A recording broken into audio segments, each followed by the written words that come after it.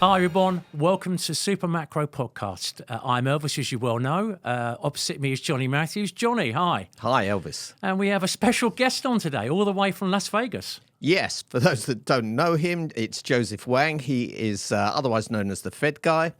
He's a former senior trader on the New York Open Markets desk. Prior to that, he was a credit analyst, and in an earlier life, he was even a lawyer. Joseph has his own blog called The Fed Guy. He's often quoted in the Financial Times and is the author of Central Banking 101, which is it's a great book, and I've read it. It doesn't matter how much you think you know about the workings of the Fed or other central banks. This is well worth a read. I can't recommend it strongly enough. So why are you here and why he isn't here every week rather than you? It's a good question. So, Joseph, thank you for agreeing to come on the show. It's a real pleasure to have you with us. Well, thanks so much for inviting me. It's a pleasure. I've watched your show and I've learned a lot from both of you. So it's a real pleasure to come on your show and to meet you guys virtually again.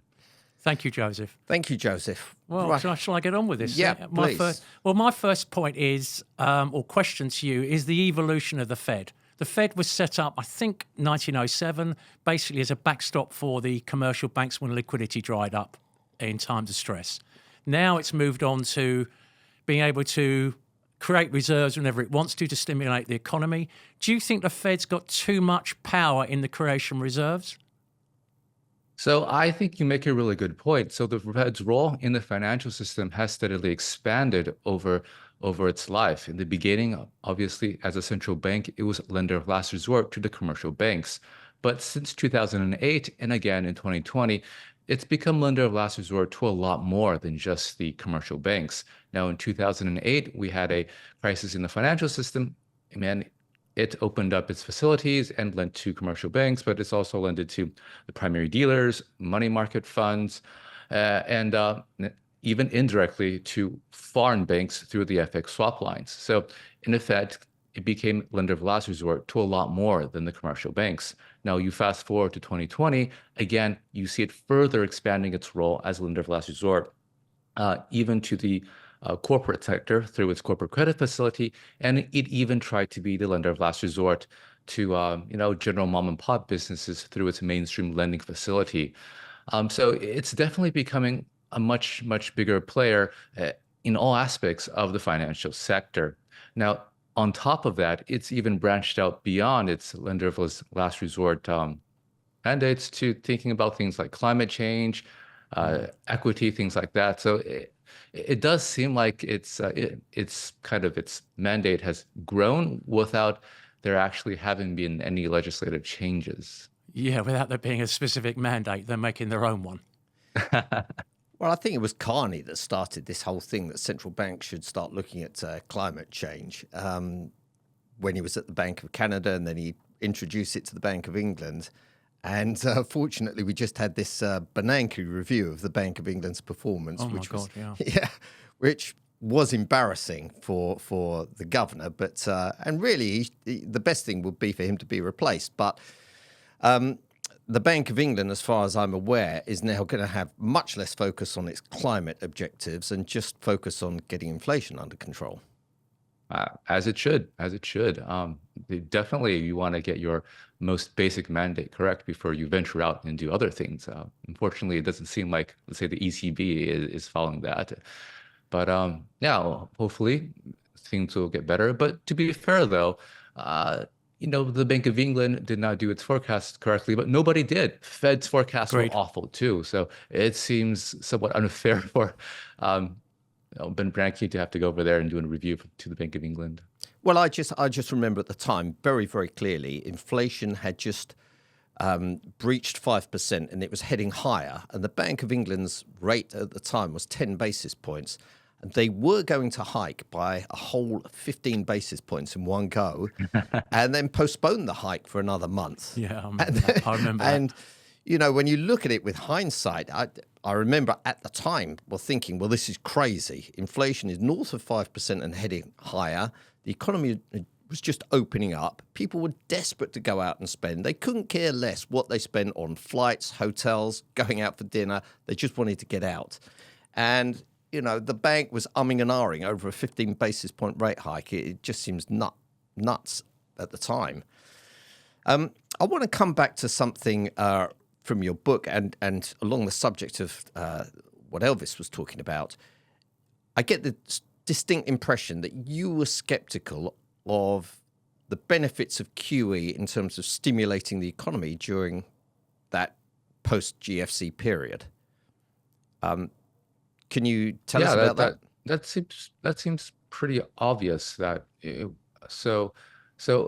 QE was rolled out in the U.S., I think there was tremendous amounts of confusion as to what actually would happen, and a lot of that confusion stemmed from a misunderstanding of how the financial system worked. Now, I recall back then when the Fed was saying that, we're just going to print a bunch of money and buy treasuries and agency MBS, you had people thinking that we would fall into, hyperinflation. If you looked at the gold price, it would just basically go straight up over a period of time. But none of that happened. And in fact, we had pretty slow growth and low inflation for about a decade after that.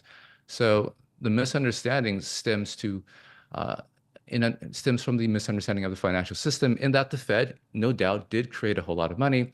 But you also have to take the next step and see what did they do with all the purchasing power that they created. They went and they bought Treasury securities, which in the financial system are money-like assets. So at the end of the day, you basically printed, let's say, 520s and bought 100. The impact of this was, of course, not inflationary, but it did lower interest rates, which is what it was expected to do. And it did help, I guess, things that were interest rate sensitive, not necessarily the real economy, but definitely, let's say, equities and fixed income assets. So it kind of did what Bernanke thought it would do. In terms of the financial impacts, there's no massive inflation, but I think the real economy impact fell far short of what was happening, because the economy is a lot more than interest rates.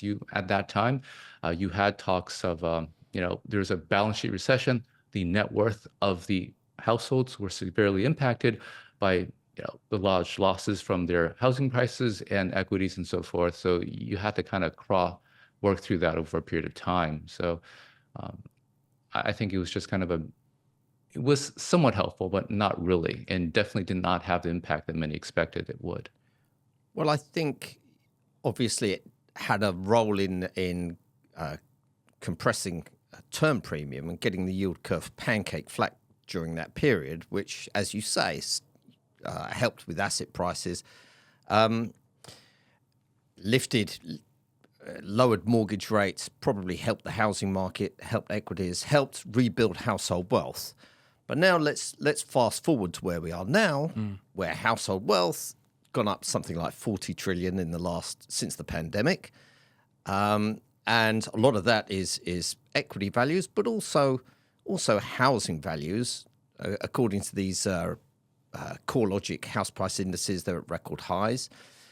And now we have the Fed, which is thinking about slowing down the pace of balance sheet reduction, whereas the ECB is taking the opposite route. Even though they're about to start cutting rates, they're going to accelerate the pace of balance sheet reduction. So my question really is, first of all, why do you think the Fed wants to slow down the pace of balance sheet runoff? And secondly, do you think they're doing the correct thing? Yeah, so the Fed has been very clear since their last meeting that they're going to taper quantitative tightening fairly soon. In Fed speak, that usually means the next meeting. So we learned from the minutes that what they're going to do is they're going to cut their Treasury rundown, their Treasury roll-off by half. So that is kind of I think, going to be a meaningful decline in QT, but they also caveat it by saying that, maybe by having a slower pace in QT, we can go longer. So before just immediately thinking that this is going to be a dovish shift in policy, keep in mind that maybe we'll just do QT longer. So they're trying to caveat by that. Now, the rationale they give for slowing down QT is that they're worried that there might be unwanted volatility in money markets because the level of reserves is dropping so quickly. So the Fed is really, their experience with QT is highly colored by what they saw in September of 2019, one day they woke up and they saw repo rates spike by several percent, and it's supposed to move by several basis points a day. So moving by several percent a day was unwelcome. So their thinking, what they took from that was that, I think repo rates spiked because there were not enough reserves in the financial system. So the second time around, as we go through this QT process, we want to make sure we don't have these unwanted surprises. Now, QT has been continuing at a maximum pace of about 95 billion a month. It hasn't hit that maximum target, but 95 billion maximum target is a lot higher than I think the 55 billion max they had last time around. And so they're seeing the current pace of QT as very rapid. And as they see that, they're maybe closer and closer to where they think reserves should be in the financial system, they want to slow down that pace just to make sure that they don't overdo it. They think that the distribution of reserves in the financial system, whereas could be pretty uneven, such that if they continue this rapid pace of withdrawal, of shrinking their balance sheet, someone somewhere might end up short with liquidity, and that might drive up money market rates. So that's why, to be extra cautious, they're trying to slow down the pace of shrinking their balance sheet. In addition, this time around, they also have these special facilities called the standing repo facility, which can act as another soft ceiling for money market rates. Now, I think this is unnecessary. So from my read of the financial system, it seems like we have a lot of liquidity, both in reverse repo facility and in the banking system. So it doesn't really make sense for me for them to be this cautious. The other thing my read is that they tend to be quite dovish. I'm kind of confused by this, because that spike in repo rates happened prior to the standing repo facility being established. Now you have this standing repo facility. Counterparties can borrow at the upper limit of the Fed band by pledging collateral. So that will surely limit any spike in repo rates this time around, should someone find themselves short of liquidity. Absolutely. And I'll actually, we can step back and see how other central banks are handling this QT. So what the ECB is doing is that they're saying that, I have actually no idea what the lowest comfortable level of reserves is in the banking system. So I'm not even going to guess. What I'm going to do is I'm going to make it easier for banks, when they're short on liquidity, to just go and borrow from the ECB. So that seems to be a much more elegant system, where instead of trying to, let's say, guess how much reserves the system needs and just kind of taper your QT according to that. Now, the Fed is trying to move towards that a little bit as well through the standing repo facility, like you mentioned, Johnny, but also an effort to destigmatize the discount window so that banks who are short on liquidity can feel comfortable to borrow from the Fed, kind of like they're set up at the ECB. But at the moment, it looks like that is not fully in place now, so they're going to taper QT anyway. Can I ask you, maybe as an aside, where's a Treasury buyback operation fit into all this? Does it have any relevance at all? It's not supposed to, but one day it could. So the Treasury buyback program is basically, as the name suggests, what the Treasury will do is that it will issue debt and use the proceeds of that to buy back old debt. Now, they have this new program, and it's just started in this very small scale a couple of weeks ago, and will continue to grow going forward. But they're basically doing this for two reasons. One, of course, is to try to increase liquidity in the Treasury market. So at a high level, in the Treasury market, newly issued Treasuries are much more liquid than off the runs. So Treasuries issued in the past. So if you issue more on the runs and use that to buy back off the runs, you're changing the composition of Treasuries in the market so that they're more on the runs, more liquid Treasury securities. That's helpful. The second thing is just to manage your cash balance. So let's say today is April 15th, tax day. Yeah, tax day. Treasury probably going to get a surge of a few $100 billion in cash. Maybe they can use some of that cash and just pay down their debt, save interest expense for the taxpayer. Now, these programs, they're new. They're estimated to be about, let's say, total about $220 billion total for the whole year. So they're small. They're not going to have a big impact. But one day, though, I think they will have a big impact, and they could be used to do maybe even more than what their stated goals are. Okay, thank you. Okay, I want to move on to something kind of separate from the Treasury from the Fed operation of reserves, and that is really the strength of the economy and the Fed's understanding of where the neutral rate is. To me, it seems like the Fed had these wonderful models. They plug all the inputs in, and they get an answer that says the neutral Fed funds rate is now, used to be round about zero during the fears of secular stagnation post GFC, and now it's about 0.5% in real terms. So with a 2% inflation target, that puts it at 2.5%, or maybe 2.6% now. Yeah. You know, like that. You know, you can really calculate that extra 10 basis points. It all makes a lot of difference. Now, to me, when I look at the strength of consumer spending, and we just had another blowout retail report, the strength of job growth, the strength of the persistence of inflation, the strength of the household sector and the corporate sector, it just seems to me that maybe the models need tweaking, maybe something that's not right. So, I mean, does the Fed just sort of rely on these models, plug the numbers in like a black box, out comes the answer, or do they actually look at, go and see what's going on in the economy? See, go and visit places like, I know the Bank of England, they have officials that go out all over the country and talk to businesses and everything. Does the Fed do something similar? But that hasn't made a difference, though, has it? Well, no, it didn't. The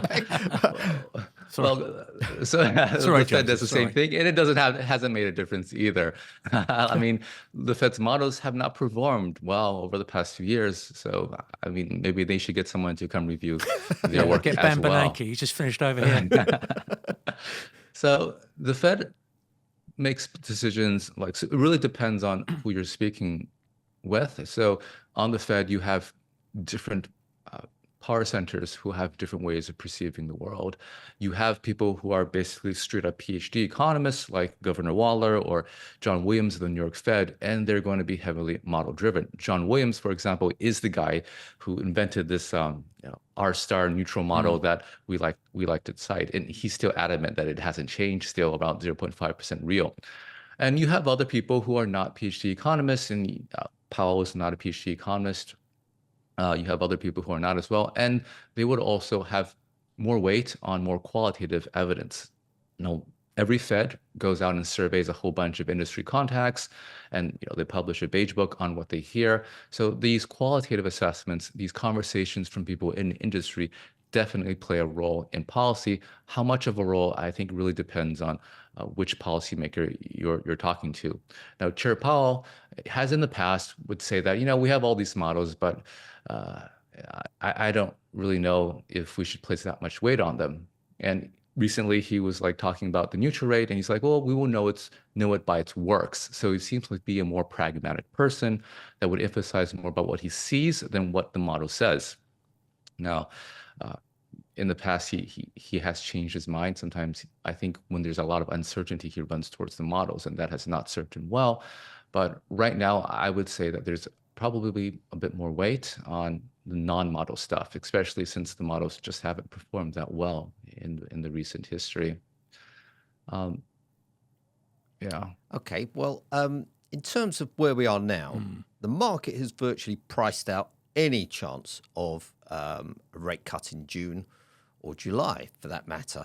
And in fact, now the market expects, with a reasonable chance, a Fed cut in September and then in December, but it's less than 2 whole cuts by the end of the year. Do you think the market has got this right? Do you think the economy is still strong enough that no rate cuts are needed? Or do you think soon the data are going to change, things are going to soften, and the Fed will start the cutting cycle and get 3 cuts done this year? And where do you see Fed funds at the end of the year? So I think just as an overview, if you look past the past few years, the market is not very good at understanding the Fed, right? So beginning of the hiking cycle, the market was always quite adamant that the Fed is going to cut soon. That never happened. Go back 10 years ago, after the great financial crisis, market was always saying the Fed's going to hike anytime. Didn't happen for 10 years. So the market is not good at understanding the Fed, and I believe they are misunderstanding the Fed again today. So as recently as March, the Fed guided towards 3 cuts this year. And as you both have correctly noted, the economy is quite strong, right? So we have retail sales today going well. Unemployment, well, you guys had a great podcast on the non-farm payrolls report last week. Again, job growth is strong. And so I think the market is saying that, well, if the economy is so strong, the Fed is not going to cut rates, right? And I think what the market is misunderstanding is that there's been a change in the Fed's reaction function. So a couple of years ago, when we were just at the beginning of this inflationary episode, Chair Powell went to Jackson Hole, told everyone that, there's going to be some pain. And then he rolled out a dot plot saying that we're going to raise rates a lot. We're going to cause unemployment rate to go up, that is to say a recession, and that's going to get inflation back under control. Now, that was his viewpoint for quite some time, except that when he raised rates all the way to above 5%, you had the economy continue to grow above trend, unemployment stay low, but at the same time, wages come down. And that's been a puzzle to the Fed for some time. And it wasn't until, I think, last month that it seems like they figured out what they were missing. So what they were missing, and now this is something that you see hear a lot in Fed communication, is that there's been a tremendous change in the supply side of the economy, largely through tremendous migration we've seen over the past couple of years. Now, the Congressional Budget Office, a government organization, a part of the federal government here, estimates that we had about 3.3 million migrants last year. Most of them were illegal, so we don't really know the exact number. There are estimates that are even higher. But if you have a tremendous surge of millions of people entering into the country, then it all makes sense. You're going to have increased supply of labor, so that places downward pressure on wages. That increases economic growth as well, right? So that kind of resolves everything from the Fed's perspective. Oh, we're having disinflation because we're having an increase in the supply of labor. Now, that means that we don't actually have to try to push the economy into recession, get unemployment up to get inflation down. We can simply let this increase in supply of labor push down wages, and then that would go a long ways towards us going to our 2% inflation goal. Now, the market is correct in that over the past few months, CPI has definitely been stickier than expected, but that's not the Fed's target. The Fed's target, very clearly, is PCE. Now, PCE tells a whole nother story. Now, there's always a wedge between CPI and PCE. Historically, CPI is a bit higher than PCE. That wedge is actually a bit wider than it usually is. So you have CPI about 3.5%, PCE about 2.6%. So PCE, which is what the Fed's target is, has been disinflating a lot more rapidly than CPI. And if you look at the Cleveland Fed nowcast, the expectation it was going to decline on a year-over-year basis. So let's turn around and look at it from the Fed's perspective. PCE, my inflation target, 2.6%. That's pretty close to my target. And wages coming down steadily because we have all these people entering the labor force, which is what's driving economic growth. Not that it's overheating, it's just that we have the potential growth of the economy is larger than it was before. So it really doesn't make sense for short rates to be at 5.5%. It makes sense for it to be a bit lower, simply because we're so much closer to our target, and this growth we're seeing is not necessarily overheating. It's really driven by supply considerations. So I think we still have 3 cuts this year, and the market, I think, is misunderstanding the Fed again. That's very interesting, Very interesting because indeed. I wrote about this kind of specifically about differences in the CPI and the PCE in my most recent weekend note, and in particular, medical care services, which have a larger weighting in the PCE than the CPI, and how the PPI measurement of hospital prices didn't rise that much, and that will feed into the PCE measure. But I'm just wondering, let's just say, for example, that CPI is still up at, north of 3.5%, and PCE inflation is down at, let's say the wedge is even wider. So it's more than 1% difference between CPI and PCI and PCE inflation. And so the Fed uses PCE to say, right, okay, we need to pull the trigger on the rate cut There's no need for Fed funds to be as high as they are. They're far too high in real terms when looking at PCE inflation. Do you not think that the market would and the public would say, well, hang on a second, CPI inflation is still really high and you're cutting rates, just, you're looking at the wrong thing? Yeah, so I think the way that they would look at this is through the lens of inflation expectations. So their target is PCE, but of course, if you are a standard PhD economist, you also think that inflation expectations shapes realized inflation.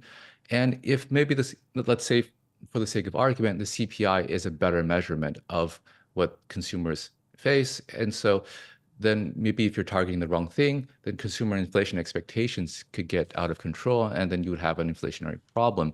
But the surveys of inflation expectations that they've been looking at seem to show, from their perspective, that inflation expectations are under control. And so I don't think they need to care about CPI simply because there's not that channel to where it would actually impact what they target. Can I change it slightly and move on to some predictions maybe for something that you spoke about, I believe, just before the start of the new year? You gave 4 predictions on the year. Nailed one of them. Absolutely. Well, I think I've got them here. No recession, which, well, you agree with because you're the recession denier. Sorry, I can't see with my glasses, obviously. S&P potentially to hit 6,000. All right, we've made some of the progress towards that. The yield on the 10-year, 5% or greater, which something that Johnny's been very keen on as well. And gold, spot on, 2,400. Now, question is, have you changed your view on any of these, or is it more solid? What are you thinking? So no, so I think this is still my base view. So 6,000 is quite high. So maybe we're going to go higher, basically. I look at this. So the big change between now and in the past is the fiscal deficit. And I think that change is going to fundamentally change how the world works going forward.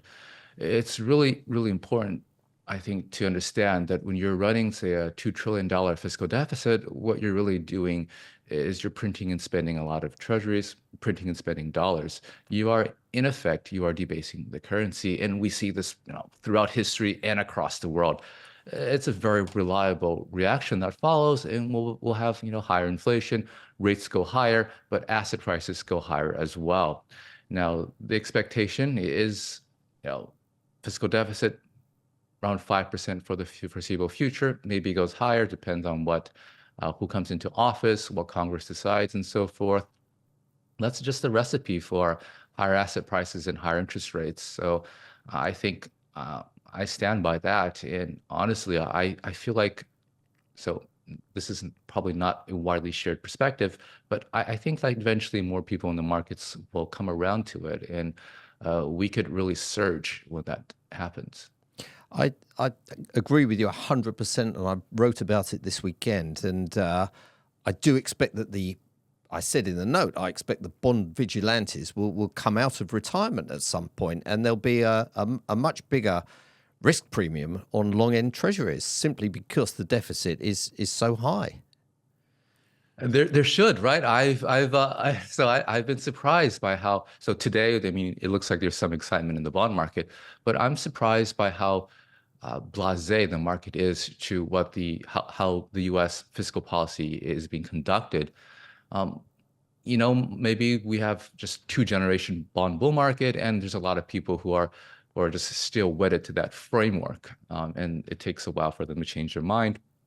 But another way to think about this is, though, if the rates really get too high, I would imagine there would be some kind of intervention from maybe the Fed to try to put a lid on that. So it would be a source of volatility, but at the end of the day, I don't think they would let yields rise so much that it would impact employment, simply because politically, I think we're moving into a world where employment is going to be a lot more sensitive than inflation. And you can see that in the composition of the Fed, right? So President Biden made a whole bunch of appointments, and the appointees usually don't have any background in macroeconomics or monetary policy, but they have backgrounds in labor. And I think that's the trend for the next few years. Well, that is fascinating insights into Definitely. the workings of the Fed. Just have one question, Johnny, if I can. One more for Joseph. Going back to your predictions on gold, one of these subscribers to our note asked us a question. He said, let me get this right. What is your view of tips as an inflation hedge going forward? So, I think just not too long ago, I think maybe just last year, chips were at 2.5 real, and you add inflation to that, you're getting a pretty good nominal yield. So, it looks like so historically speaking, I think when you have these significant deficit spending, things like that, you need a higher real yields to get things under control.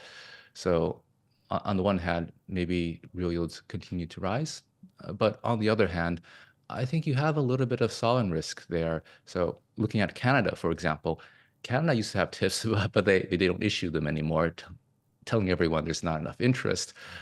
But maybe it's another reason, right? So yeah, right. So I don't own any TIPS. I think that just buying equities is a good enough hedge for me. But TIPS, real yields can go higher, and they could get really attractive for sure.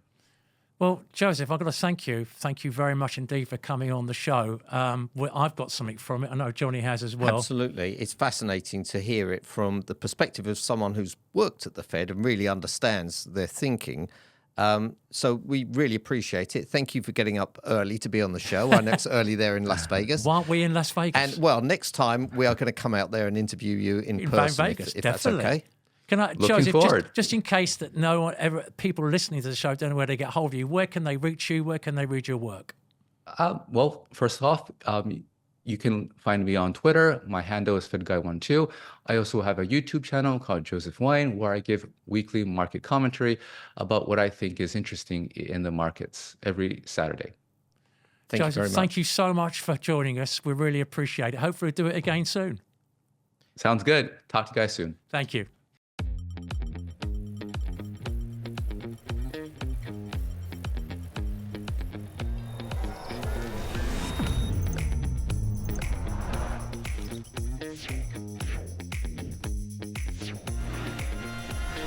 Johnny, well, I enjoyed that, and I got something from it. And as you said, it's when you get someone like Joseph who really has an intimate understanding of what happens at the Fed, explain it in a clear way, it sets it in my mind. I know for the future how things work. Yeah, even though I think I have a reasonable understanding, it's great to actually hear it from Joseph's mouth. And I always learn something whenever I watch any of his podcasts. And certainly speaking to him just now, I always learn something. Definitely. But I am pleased that what he said actually dovetails quite nicely with what I'm going to talk about this week. I've only got a couple of slides, but they're exactly along the lines of what Joseph was saying. I'm going to stop you there. I've got a couple of numbers to throw out here. It's something that amazed me. Your year-to-date performance of the portfolio is up over 18.18%. Yeah, it's even higher today. Even higher today now the Treasury's sold off after the retail sales. Okay. Also, 3.5 years, around about 3.5 years, just over 3.5 years. Yep. It's you're up 125% with a Sharpe ratio of close to 1 or just over 1. Yeah, a little over 1. Yeah, I'm delighted with it. What I found is that writing the note really clarifies my thoughts. I get a very strong conviction about my trades because I do that much more research. It's a question of really thinking the trades out very, very carefully and doing all the research and structuring a portfolio that is robust. And throughout all my experience, 25 years as a professional trader and a portfolio manager, and at times I was managing a portfolio of $500 million while I was a partner at a very large hedge fund. And I never did this much in-depth research, the sort of research that I do now. And it has really been fantastic. And this goes into the note, which goes out daily. Now, let's be very clear about this. The only way you can see his thoughts and look at his portfolio how he manages his portfolio is to subscribe for the note. Super super-macro.com. Hit the subscribe button. For 30 days, you get a trial. It costs you 30p for 30 days. After that, it's 50 quid a month. You'd be absolutely mad not to take the 30-day trial and see whether you like it. I should say that what I write in the note is not investment advice, but I do try to explain my thinking behind the trades that I'm about to put on, and I'll then put them on in the following week, and I show the performance in the note. But Johnny, this note already goes out to all major European and US banks plus hedge funds, and you're now offering it out to individuals as well. And for what the ultimate cost is 50 quid a month. Well, it's small potatoes compared to what you can trade. It depends what it's worth. Yeah, it is. It does go to a lot of institutional investors. So remember, super-macro.com, hit the subscribe button and go from there. Okay, I think we've marketed it enough. Shall I say it again? Super. Let's just get on with what I want to talk about today. Yeah, okay. Yeah, so it's great to have Joseph's thoughts on this. Definitely. I thought at the start of the year that the Fed would almost definitely go ahead with 3 cuts, regardless of, well, not regardless, but in the face of data that did appear stronger at the start of the year. And they've continued to come in stronger than expected. But then more recently, I began to think, well, maybe they'll dial back some of the cuts that they had in mind for this year. But as Joseph says, he seems convinced that they will go ahead with 3 cuts this year. And based on his experience and his knowledge, I think he may be right. And my fear, and I wrote about this in the note, was that the fiscal deficits that the US is running, plus the persistence of services inflation, plus the strength of the household and corporate sector, and all these other reasons would mean that if the Fed goes soft on policy, or is perceived to be going soft on policy, the long end of the yield curve could become unanchored. So they've got a slightly different lens which they look at data through as opposed to what the market prices. Yep.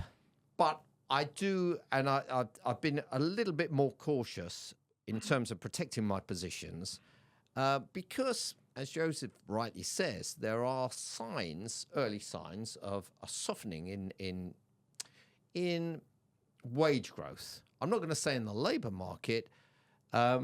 Joseph is quite likely 100% correct that we've had this massive amount of immigration in the last few years, which is perhaps holding down wage rises. So if Trump gets in, will that stop?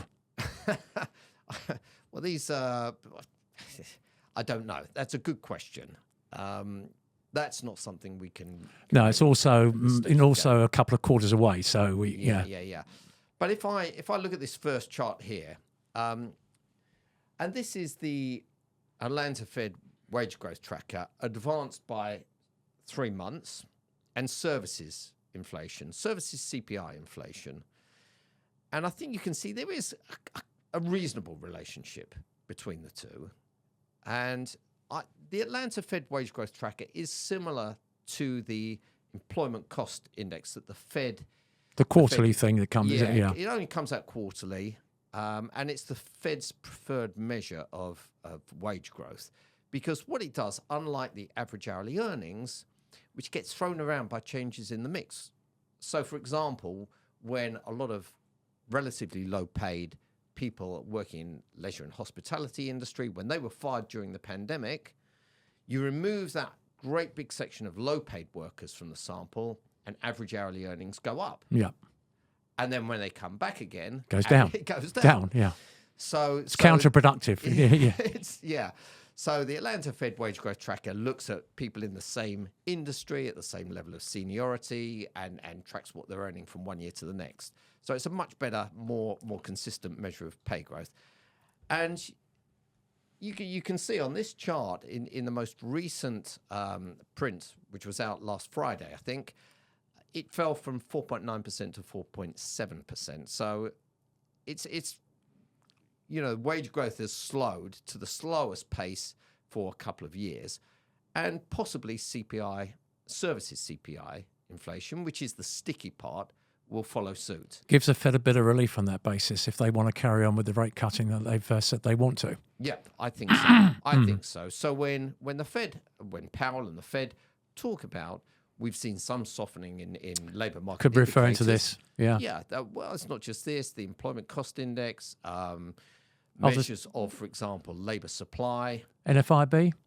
Well, I don't think. I think They don't even look at that. That's a bit. probably don't even look at that particularly now. It's. But I would say more, not precise, but more robust measures of labour market strength would be what the Fed concentrates on. So, for my Another one? well. Yeah. What I do want to talk about is these SOFR futures. These are what I'm showing there in the blue line is the secured overnight funding rate. So this is a rate, an overnight rate for pledging collateral and borrowing money. So the SOFR rate is 5.31, and there are futures on the SOFR rate. The June futures are trading at a rate that implies a SOFR rate for the 3 months from June, an average overnight rate of, I think it was 5.25%, something like that. So 6 basis points Is your risk, in other words?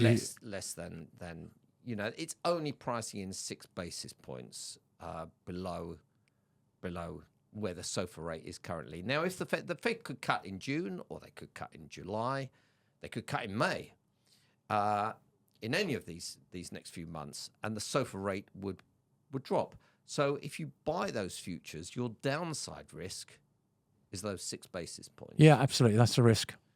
And if Joseph is right, that the Fed will go ahead with 3 rate cuts, they may well cut in June. That may well be the first rate Well, cut. as you said in the notes, there's 2 CPIs and 2 more non-farm payrolls before the June meetings, which, as you've alluded to, you've said any one of those could throw a curveball, as were your words, and that could change them. It could set their minds to doing something in June, and that makes that trade look quite interesting.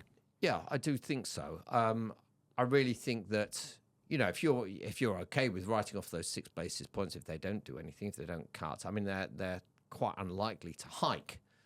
But if they don't cut and you give up those 5 or 6 basis points, it's not the end of the world. And you've always got this kind of tail risk which is in your favour. Like, for example, if there was some kind of, perhaps if the geopolitical risk really heats up, if there is a full-blown war in the Middle East or something like some kind of unexpected, They cut short-term rates. They may well cut short-term rates. We saw it when Silicon Valley Bank vaporized itself and Signature Bank disappeared. Yeah. The SOFR rate just plunged. So Just before you go on, Johnny, I think we just need to make the point. This is just your opinion. It is not investment advice. Absolutely. I'm sorry to keep on about this, but I think just for... this is just the way I'm thinking about constructing my portfolio. Now, this is a short-term rate, and if I'm wrong and I lose 6 basis points or whatever, it doesn't really matter. I'm still short treasuries, and I still have the other trades that I've spoken about in the note. They're still in place. Just one more time, the note, as you know, to see who his predictions and all the work that goes into it, super-macro.com, hit the subscribe, 30-day virtually free trial, and you can figure out whether you want to go for it after that. Yeah, or you can follow us on Twitter. Yes. At super_macro. But it's certainly worth checking out. Thank you, Johnny, again. And, well, if Joseph's listening to us, thank you, Joseph. That was a fantastic interview we had there with him. Yeah, I'm really pleased. I really would like to see him on the show again, maybe another quarterly down the line, see how his predictions are going. Yeah, well, I think he nailed gold. He said it would hit $2,400 definitely. an ounce, and he's, I was late to that party. I don't want to say he's way off in the S&P because the S&P can move like the wind. There's plenty of time for his predictions to play out, and I think he is correct. I'm on the same page as Joseph, so I think we'll leave it there. I hope we can get one more show in before I go to Vegas. Oh, I go to Vegas. Oh, aren't you lucky? so I'm not going. Yeah, but that's it for this week, and please look out for announcements of future podcasts. Thank you very much indeed. Thanks, Elvis.